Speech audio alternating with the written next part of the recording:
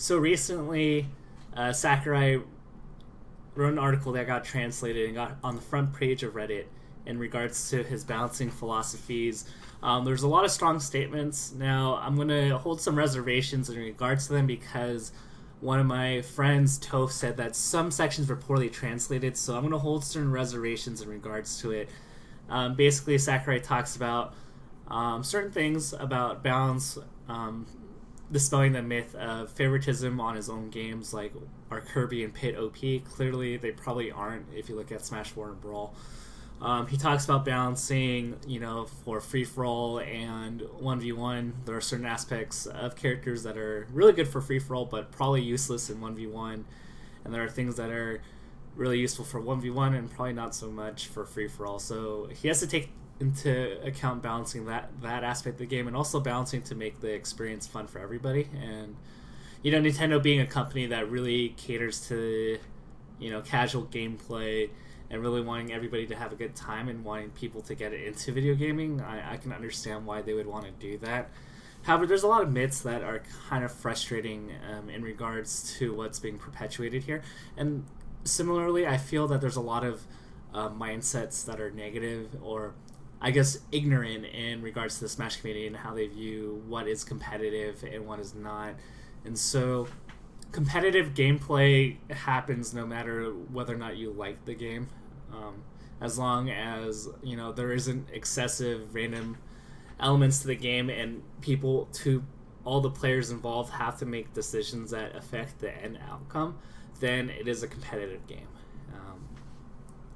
And there are skill gaps that form when you give a player an ability to make decisions. A person that is more nuanced and familiar with the consequences, and the pros and cons of these individual decisions are probably going to do better than people that don't.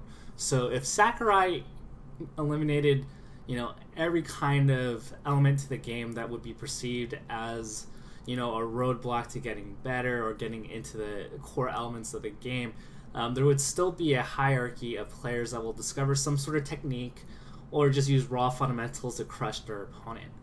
In Melee, the initial skill gap is kind of interesting because you're going to differentiate yourself from a random player through just doing technical skill and outmaneuvering your opponent, which is sheer mechanics. And if you're able to move faster than your opponent, even without tech skill, and not and don't even have fundamentals to the game, you're probably going to obliterate everybody that just picks up Smash and just does Kirby down B. And Sakurai doesn't want that element of the game where you're just using tech and just destroying people, and it creates like an unfair environment. And so Brawl came out, which was kind of on the other end of the spectrum. And a lot of Melee players, the more ignorant ones, will say, "Oh, Brawl wasn't competitive," but because they took out a lot of the I guess the quote unquote advanced techniques like wave dashing and L canceling. But even then, in that game, the skill gap is different. Granted that in the initial levels of play, you're probably not going to be able to differentiate yourself from just an average player because of all the defensive elements. But when you play at really high level, the tech skill and the game knowledge that separate a really good player from just an average player is substantial, to the point where if I played a top Brawl player, I probably would not be able to get any hits in, because the game knowledge is not knowing how to use tech skill within like a small window. It's knowing when to how to defeat like these really precise hitboxes, like Meta Knight's Tornado, for example, and watching the counters to it. If you don't know those specific little things about how to deal with certain attacks or certain zones, you're just going to flat out get dominated. You're probably going to get 3-stock by a top Brawl player. And so it's different, but what I'm trying to emphasize here is that even if you take out like a lot of the advanced techniques, top players, if they're competitive, they really want to get into the game, they're going to find some element to exploit, and they're going to use every aspect of game knowledge to just defeat you. So in Melee, going back to the analogy, like a Melee, top player will probably just destroy, just a random scrub just by like using every advanced technique, even if they don't have to. And it just seems like the new player will get overwhelmed, so they probably won't have fun. And that's probably what Sakurai's mindset is. But you put a new player against a top Brawl player, they're gonna utilize frame advantage, they're gonna utilize Meta Knight's Tornado, and they're gonna know the exact counter to do everything to just defeat every one of your moves, and it's probably gonna be a clean 3-stock as well. So regardless of adding or removing these advanced techniques, competitive players will always do their thing, and I think that's the thing that bothers me with the game design aspects of Smash.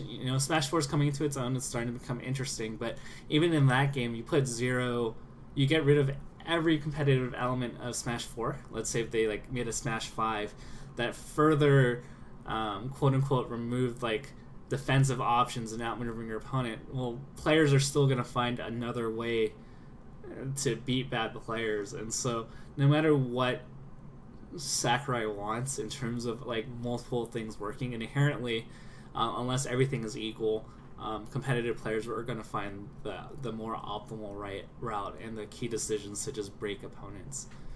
And so it's interesting to read because Sakurai on one hand has made a lot of great games, so I give him props, but